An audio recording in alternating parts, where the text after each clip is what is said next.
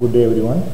This is Manoj, physiotherapist from Tamil Nadu Physical Education and Sports University, and this e-content is for the students who are pursuing physical education, coaching, exercise physiology, biomechanics and yoga. So this e-content will be favoring them in the subjects anatomy and physiology, kinesiology and biomechanics. This e-content video is primarily for making a student to understand the terminologies of movement occur in his or her body. So in anatomy, every movement has got a terminology. But if you see in case of an exercise, student commonly quoting out, arm going in, arm going out, I am bending, I am straightening, I am coming back. These terminologies will not satisfy the approach of student in terms of scientific way. So, an awareness about the movement terminologies of human body to the students is the primary core component of this video. So, movement naturally occurs in a joint, which is a product of contraction of a muscle. In human body, movements naturally occur in synovial joints. So whenever you want to describe a motion in a precise manner, these anatomical terminologies might help the student to study the exercise components, the training parts through anatomically. The common anatomical movement terminologies are flexion, extension, abduction, adduction, internal or medial rotation, external or lateral rotation, circumduction. But in terms of regions, the terminologies might differ. Say for example, rotation which occurs in forearm will be having a name supination and pronation. Same thing when occurring in the foot region will be called as inversion or eversion. So these terminologies might vary in terms of region, but the most terminologies in use are these 7 terminologies in terms of motion. The most commonest terminology that we use in motion is flexion, extension. So this flexion and extension occurs in sagittal plane, frontal axis. So sagittal plane is the plane which divides your body into asymmetrical equal halves in terms of right and left. So the motion which occurs in sagittal plane and frontal axis is flexion and extension. So what do you mean by flexion? In your limbs, if the anterior surface or ventral surface of 2 segments which are nearby gets approximated, then the term flexion will be in use. Or to simply say, if any bending movement happen in your joint, the motion will be termed as flexion. In terms of angle, flexion movement naturally decreases the angle between the bones, whereas the opposite counterpart or the antagonistic pattern of motion, the extension is defined as the 2 surfaces, that is anterior surface or ventral surface of 2 segments which are nearby gets repelled away from each other, then the motion is called as extension. In terms of angle, if the angle between the 2 segments increases, which creates straightening in a joint, it is termed as extension. So flexion decreases the angle in a joint, extension increases the angle in the joint. Flexion creates bending in a joint, extension creates straightening in a joint. Flexion is caused by the approximation of ventral or anterior surface of 2 segments. Extension will be caused by rippling of these two segments. For example, let us take the interphalangeal joints of a finger. So these interphalangeal joints is now in a straight line, right? So when I am going to decrease the angle in any one of these joints, or if the ventral surfaces of these two segments, that is the distal flange and the middle flange, or between middle flange and proximal flange, if these two ventral surfaces gets approximated means getting closing together, or if the angle between these two segments decreases, now it is 180 degree, but if I am going to bend it down, the angle of the joint decreases. So this pattern of motion in which either the approximation of ventral surfaces or decrease in the angle of the joint or bending motion of the body happens in your limb is termed as flexion. So on the contrary to flexion, the antagonistic pattern of motion which happens in straightening motion of a joint is said to be called as extension. So in flexion, the angle has been reduced, the ventral surfaces were approximated, bending of a joint happens. In extension, these two ventral surfaces will be repelled away from each other. The joint retains its straight position. Angle between the two segments of a joint gets increased. So in this position, if you closely observe, it is almost equal to 90 to 110 degree of flexion. But when it becomes straight, it equals 180 degree of motion.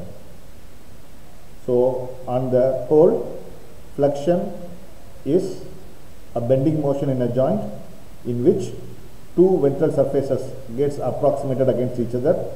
The angle between the two segments of the joint decreases. In extension, the angle between the two segments gets increased, the limb gets straightened, the two ventral surfaces gets repelled away from each other, so that the joint either retains a neutral position or a more straightening position. This is flexion and extension. The second set of motion is said to be called as abduction and adduction. Abduction and adduction occur in coronal plane sagittal axis. Coronal plane is the plane which divides the body into front and back half. So if your body is going to be cut into two equal halves, one aspect will be the front aspect of your body, the other one will be on the back aspect of your body. That plane is referred as coronal plane. So abduction, adduction motion occurs in coronal plane sagittal axis.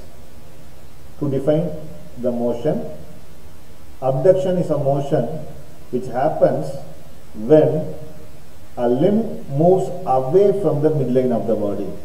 If your part of a body, that is if your upper limb, if a segment of your body moves away from the midline of the body, it is termed as abduction. On the contrary, if an opposing movement that brings your limb towards the midline of the body takes place, it is referred as adduction. So adduction is a motion which always lies close to the midline of the body. Abduction is a motion which happens away from the midline of the body. To explain abduction and adduction with an example, let us take our fingers. So kindly denote the midline of your body refers to the middle finger of this palm. If any movement of fingers which moves away from the midline, that is when I am trying to separate all my fingers out, middle finger is again in the center, but my all the fingers, other fingers have moved away from the midline. This is termed as abduction. If all the fingers move towards the midline, that is middle finger, it is said to be called as adduction.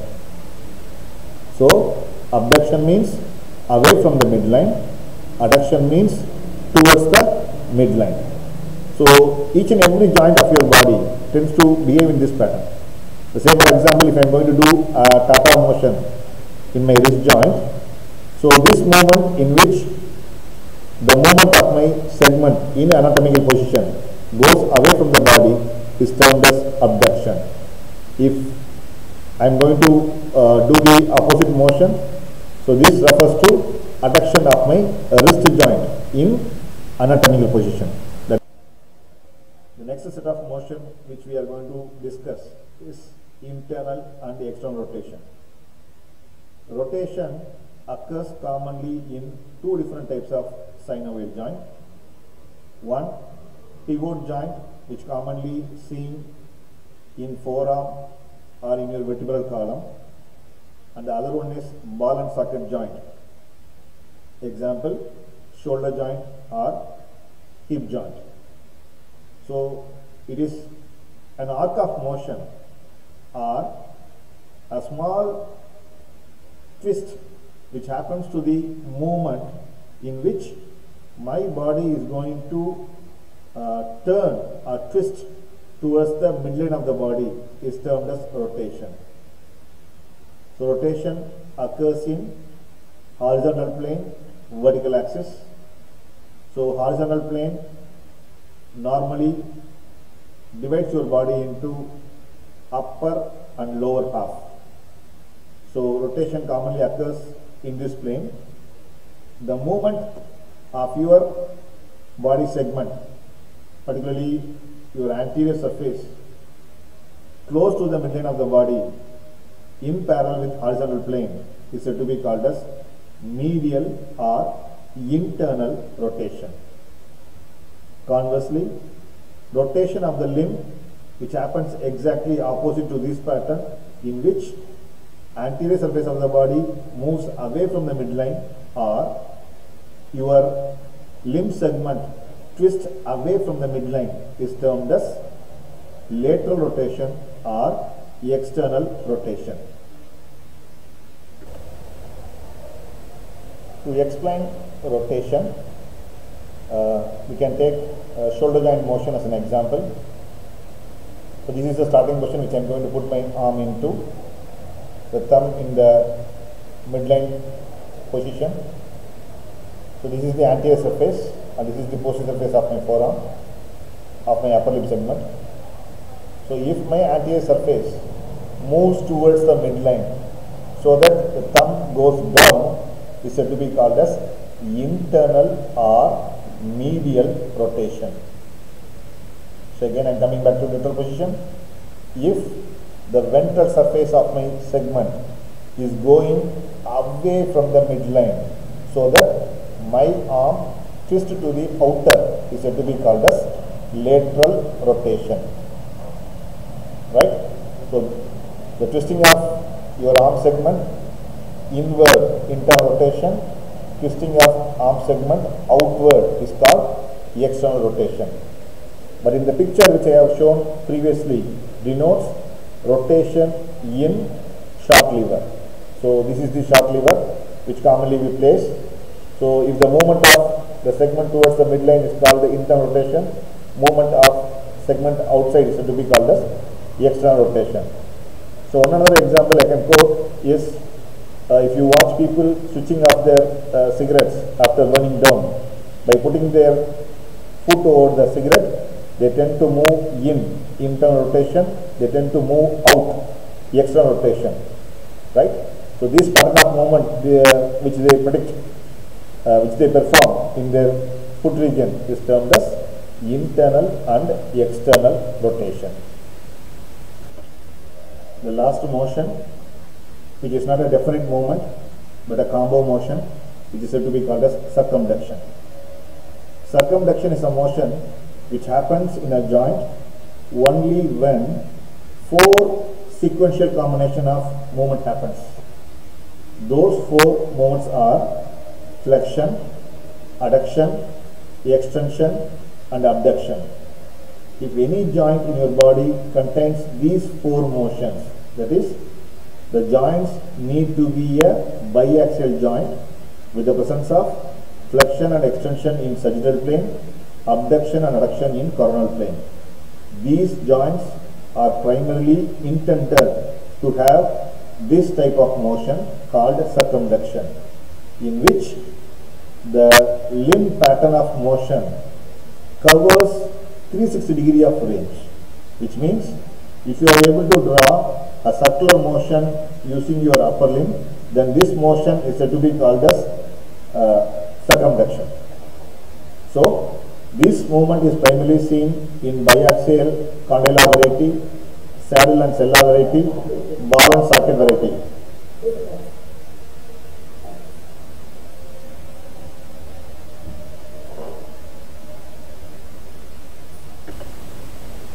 To say an example for circumduction, let us take this joint, metacarpophalangeal joint of your palm as an example, the joint that forms between metacarpal bone and the proximal phalange.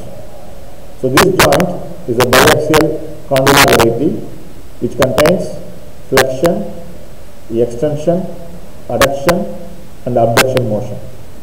So since it is having the sequential combination of all the four movements which we require for circumduction, if I am going to combine all these four movements, a 360 degree of motion will happen. So flexion, adduction, extension and abduction. So I am able to draw a circle with the combination of these four movements which are termed as circumduction. So circumduction is a combination of four movements: flexion, extension, abduction and adduction. Any joint which contains these four movements are eligible for having circumduction. One more example, let us take our wrist joint, flexion, extension, adduction and abduction. If I am going to combine all four, I am able to draw circumduction. So circumduction is possible in all biaxial and polyaxial joints. Flexion, extension, adduction and abduction. If I am going to combine all four, I am able to draw circumduction. So circumduction is possible in all biaxial and polyaxial joints. Thank you for listening.